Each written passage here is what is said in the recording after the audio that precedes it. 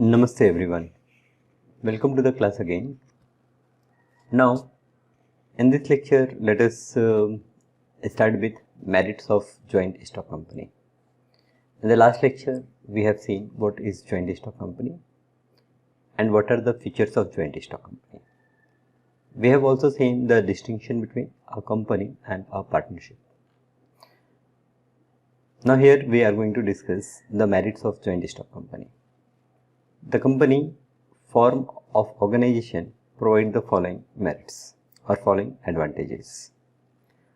First is large capital resource. Now with the heading you can understand that here the company can generate large capital, large fund. So a joint stock company has widespread appeal to investors of all types. Its capital is divided into shares of a small value so that the people with limited means can also buy them. A public company can have unlimited number of members and sell shares to them. The credit standing of a company is also high. Different types of securities can be issued to mobilize fund from different kind of investors. Therefore, a company can accumulate huge amount of capital for large scale of enterprise. So here company can mobilize means company can generate large amount of capital. As company has widespread appeal to the investors of all time, different types of investors are there and they can invest in the company. Company can divide its share into small amounts so that large amount of people can purchase them, and in public limited company you can see that number of members are unlimited, so anyone can apply for being a member of the company. So they can accumulate a large capital resource. This is the first advantage. Second is limited liability. Limited liability means in case there is some problem in the company, then the members need not have to pay complete liability of the company. So the liability of member of a company is limited to the face value of the share held by him. So each member has a liability of the amount of share, okay, with its face value which is with him. So if suppose I have a Reliance share and its face value is ₹10. So if I have one share in the company, then my liability is of ₹10 only. So limited liability. The liability of member of company is limited to the face value of share held by him. His personal property cannot be attached even if the company is unable to meet its creditor's claim. The risk is known as restricted. The principle of limited liability also encourages people to invest money in the company. The risk of loss is diffused among a larger number of persons and a company enjoys stability. So here members, they know how much risk they have, what is their maximum liability in the company. So here we have limited liability. Now third, continuity of existence. A joint stock company enjoys uninterrupted existence over a long period of time. As the company has a separate legal entity, death or insolvency of its member does not threaten its existence. Ownership of company may change without affecting the continuity of operation. A company enjoys stability. So here we see that the joint stock company has given a separate legal entity. So even if their members are not there, new members are coming in the company and company is keep on running, is keep on going. So there is continuity of existence. So the three major advantages we have seen, that they can accumulate large amount of fund, so capital resources, large amount of capital resources. Second, we have seen that here members have limited liability, and third, we have seen that business has continuity. Fourth, efficient management. A company can employ highly qualified expert in different areas of business management. Employment of professional managers help in improving the efficiency of business transactions.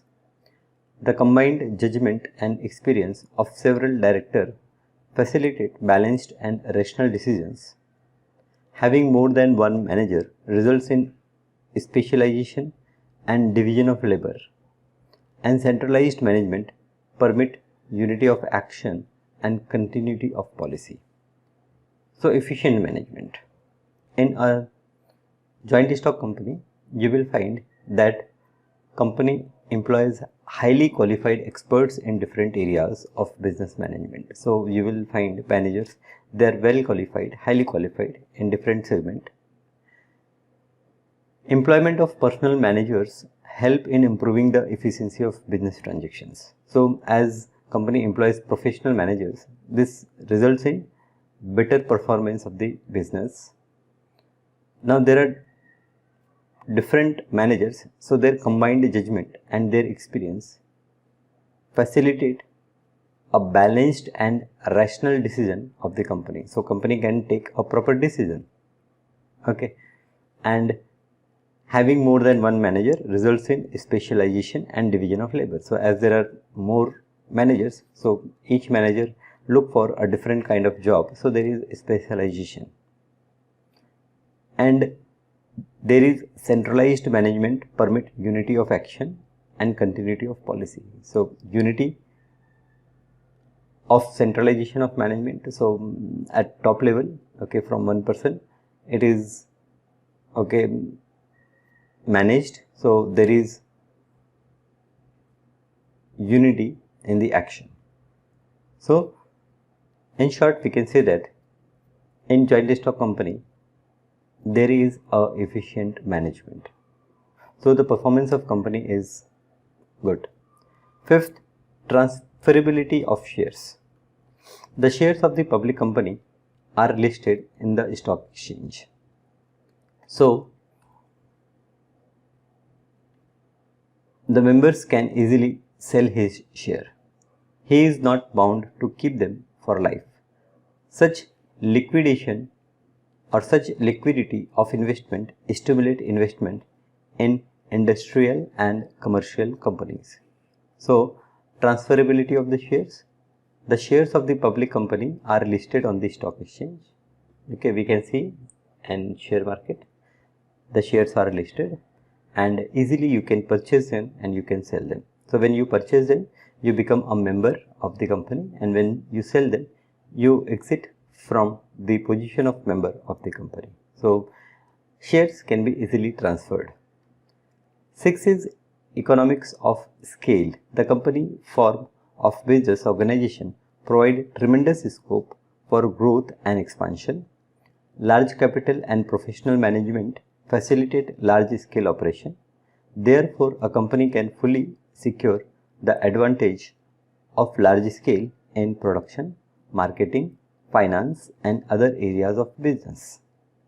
So, economics of scale. So, here you can see that the company form of business organizations provide tremendous scope for growth and expansion. Okay, you can see that a company can generate large resource and company has professional management, so they can expand their business. Now, democratic management. The members of the public company is large and its ownership is generally diffused. Management is vested in the board of directors elected by the member. Directors are responsible and accountable to the general body of the member. The Committee Act has laid down several restrictions on the power of directors. This prevents operations and mismanagement in a company and ensures that it is managed on a democratic principle. So, democratic, you see our country is democratic country. That means people elect some persons whom we call netas, leaders, and then they run the country. And if we find that they are not doing their work proper, so in next election we change them, we elect some other persons. So, same thing happens with the joint stock company also. Members, they appoint directors of the company. So directors of the company are elected members, we can say, and they are responsible for the betterment of the company. If members feel that the directors are not doing their work proper, then they can change them. So this is a democratic management. Public goodwill. A company enjoys a good reputation and prestige in the business world. A company's activities are subjected to scrutiny by auditors and the government. Its accounts are published and they are public document. So public goodwill, a company enjoys a good reputation and prestige in the business world. So you can see in business, if a company is public limited company, then it has a better chance to grow and survive as people have some faith in it. A company activities and subjects to security and auditors and the government. Its accounts are published and they are public document. So you can see that if a company is public company, then they have to go for they have to audit their business. They have to audit their business means they have to check with some professionals their business that everything is going in proper way. Government also take actions if there is something wrong in the company. So therefore they enjoy a good reputation and have a good public goodwill. Social advantages. The company form of organization mobilize scattered saving of the community and channelizes them into productive uses. It therefore facilitates capital formation. A company offers employment to a large number of persons.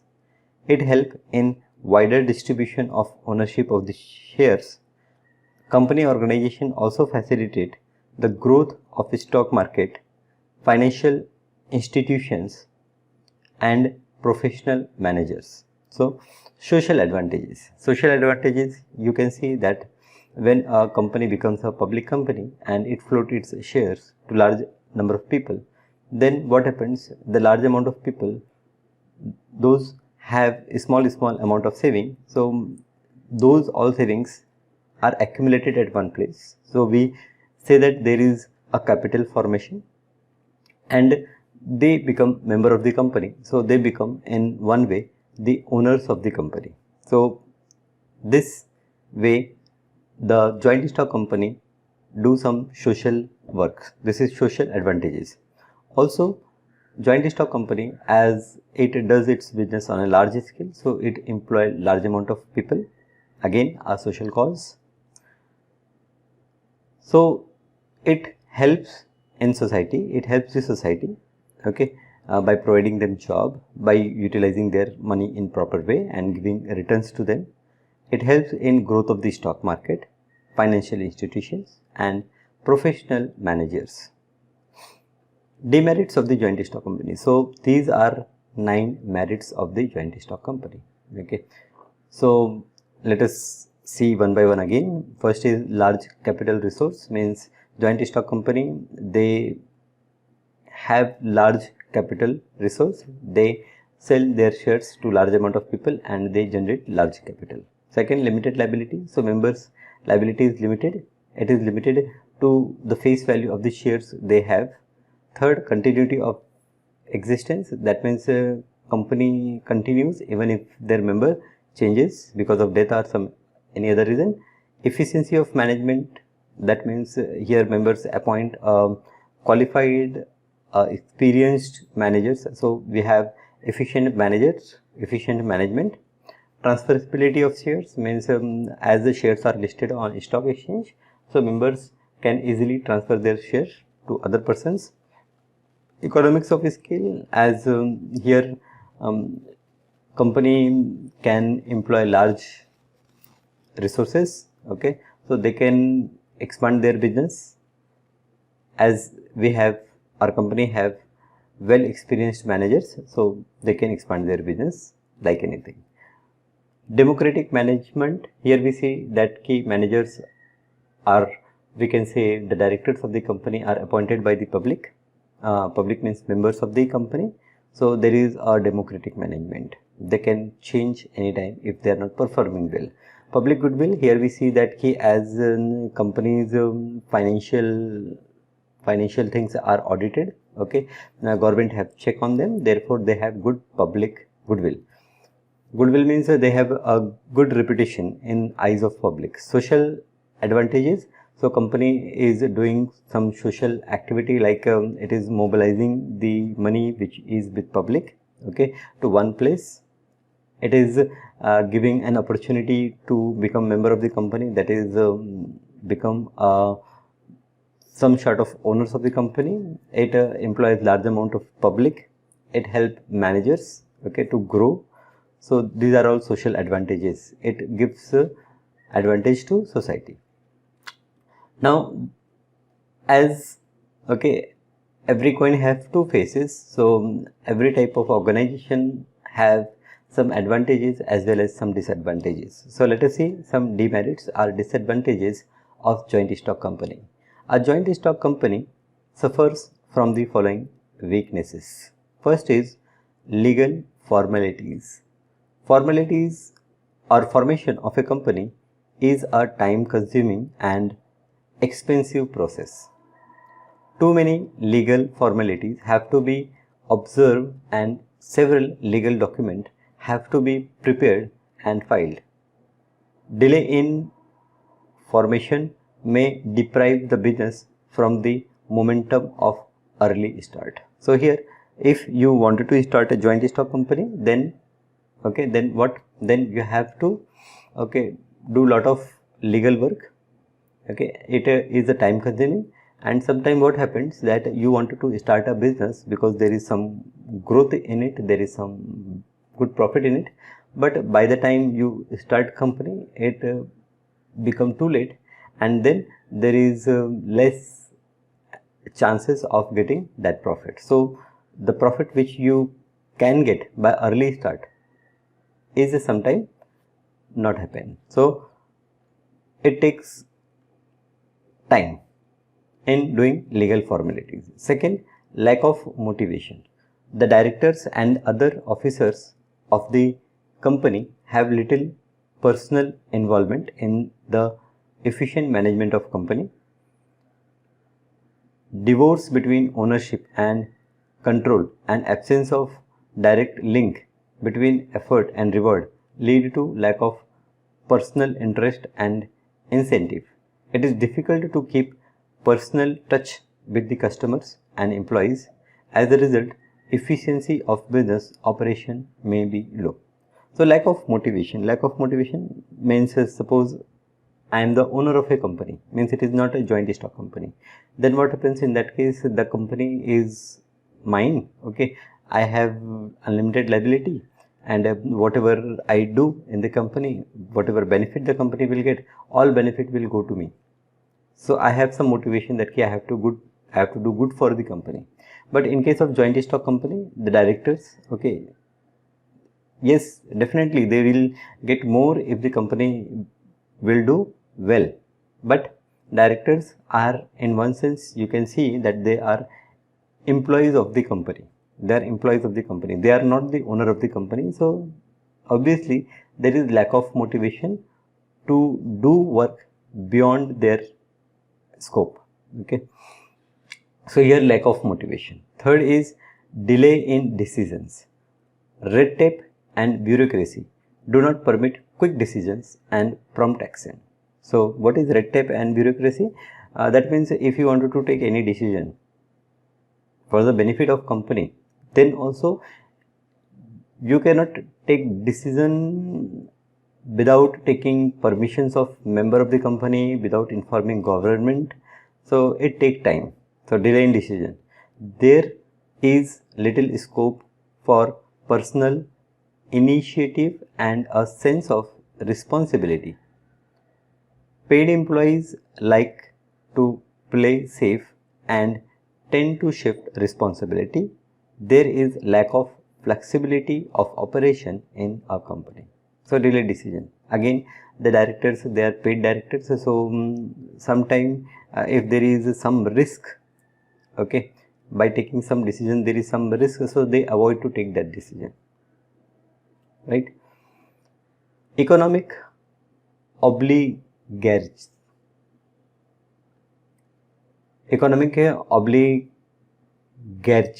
The management of company is supposed to be carried on according to the collective will of its member, but in practice there is rule by few, that is oligarchy. Often directors try to mislead the members and manipulate voting power to maintain and perpetuate their control. The shareholders become mere pawns in the game of a small elite or coterie of directors. Shareholders are often ignorant and indifferent about the working of the company. Therefore, they fail to exercise their voting or their voice in the functioning of the company. Now, economic oligarchy means here what we have seen that in joint stock company, member appoint directors and then directors run company on behalf of the members. But many times you will see that the directors, they control company. Okay, they control company, they misuse the voting power of members, they mislead members, and members, as they are not involved in day-to-day activity of the business, they do not understand what is going. You can see, as in country, when we elect our leaders, okay, it is supposed that they have to serve, but it's reverse happens, no? After election, okay, they become powerful and then they control everything, right? The same thing happens in the company. Corrupt management. In a company, there is often danger of fraud and misuse of the property by dishonest management. Bogus companies may be formed to deprive the investors of their hard-earned money. Unscrupulous people may manipulate annual account to show artificial profit or losses for their personal gain. The South Sea Bubble case is the most famous example of how corrupt office holders may exploit shareholder for selfish gain. So, corrupt management. Corrupt management means, as managers, when we appoint managers, the managers, okay, they are actually not the owner of the company, but they misuse and get maximum benefit for themselves. And by doing that, what happens? The benefit which shareholders should get, it deprives. Means shareholders are not getting, then in that case benefit, or they suffer losses. So here one example was given, the South Sea Bubble case. So what I encourage you all to Google it and check what this case is all about. Excessive government control. At every stage in the management of the company, there are legal rules and regulations. Several legal provisions have to be followed and reports have to be filed. Such legal interference in day-to-day operation results in lack of secrecy. A lot of time and money are spent in compiling with statutory requirement. So, excessive government control, here we can see that government, okay, it interferes in day-to-day activities of the business. Every decision what a company is taking, big decisions, they have to inform to government, they have to do audit of their business. So everything is open, means there is no secrecy in the business. And unhealthy speculations. The shares of the public company are dealt in on stock exchange. So what happens? Unhealthy speculations means you can see that in stock exchange some prices of the shares of some companies are manipulated, means even the company is not doing good, but then also some operators, some people, what they do, they increase the price of share in the stock market, and create a false image in the eyes of public that the company is doing well. So as prices are rising, so public think that the company is good, doing good, and they start accumulating the shares. And afterwards, what happens that when at higher prices public purchase shares, then they disclose, or then results come that key company is not doing that good, and they suffer loss. So who suffer loss? The public. Okay, the public who purchased shares at higher prices, they suffer loss. So this is unhealthy speculation. The reverse way also happen. Sometimes company is doing good, but they are selling their shares at lower prices to make a false condition that the company is not doing good, and then public starts selling their shares also at lesser price, and afterwards when results comes, the reverse happens, that prices rises, and some people who have done this manipulation, they accumulate shares at lower price. So this is how there is unhealthy speculation. Conflict of conflict of interest. There is possibility of conflict between various groups. Example, shareholder, debenture holder, director, etc. Such conflict results in reduces employee morale and efficiency of the operations. So conflict of interest in a joint stock company, various groups are involved, like shareholders are there, debenture holders are there, directors are there. Okay, so everyone have different opinion, and because of that there is a conflict. Okay, conflict in the management, conflict in the business, and this reduces the morale of the employees. Social evil. Company form of organization may give rise to growth of private monopoly and concentration of wealth in few hands. Big companies may use their economic power to influence policies and government officials, leading to corruption in public life. So this is social evil. Means what happens in company formation? There is a private monopoly. Private monopoly means companies, they are held with some private persons. Okay, and then they manipulate government policies, they manipulate government officials for their own benefit rather than benefit of the society as a whole. So these are all demerits of joint stock company. So we have seen merits and we have seen demerits. Let us revise demerit again.